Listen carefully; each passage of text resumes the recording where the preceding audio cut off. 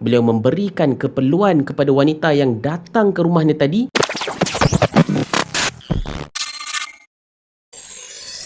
Assalamualaikum warahmatullahi taala wabarakatuh. Pada suatu hari, Khalifah Umar bin Abdul Aziz telah bertanya kepada isterinya dan beliau berkata, "Wahai isteriku, pasti kau tahu berapa harga dan nilai bagi setiap barang perhiasan yang ada di dalam rumah ini, dan kau juga tahu di mana datangnya barang-barang mewah ini. Jadi, aku ingin memberi kata putus kepada dirimu. Sama ada kamu mahu memilih harta-harta ini atau diriku sebagai penemanmu." Waktu itu, isteri Khalifah Umar menjawab, "Wallahi, aku memilih suamiku dari harta benda ini semua, dan aku redha dengan kehidupan bersederhana walaupun kedudukan kita adalah tinggi di mata rakyat." Waktu Umar bin Abdul Aziz dilantik menjadi khalifah, kebanyakan orang-orang istana ini menganggap mereka bakal berkuasa kerana mereka sudah menjadi orang kanan kepada khalifah. Namun sebaliknya pula berlaku. Pegawai-pegawai istana ini ada yang berasa menyesal atas pelantikan menjadi pegawai kepada khalifah. Dalam sebuah kisah, seorang lelaki yang merupakan pegawai kepada Khalifah Umar telah ditanya oleh khalifah tentang keadaan rakyat. Khalifah Umar bertanya, "Wahai Dirham, apa yang dikatakan rakyat sepanjang hari ini?" Lalu Dirham menjawab, "Rakyat hari ini baik-baik sahaja. Cuma aku dan tuan sahaja rasa rugi." Lalu Khalifah Umar bertanya, "Kenapa kamu cakap begitu, wahai Dirham?" Lalu Dirham berkata, "Aku kenal tuan sebelum menjadi khalifah adalah seorang yang berbau harum, berpakaian indah dan suka pada kendaraan yang tangkas dan makanan yang lazat. Namun setelah tuan diangkat menjadi khalifah, aku fikir beban tugasku akan bertambah ringan. Tetapi sebaliknya pula berlaku. Kerjaku bertambah berat dan aku menjadi sengsara." Lalu Khalifah Umar menjawab, "Baiklah Dirham, sekarang ini aku bebaskan kamu dari pekerjaan ini. Tinggalkanlah diriku dalam keadaan begini sehingga Allah Subhanahu Wa Taala berikan jalan keluar bagiku."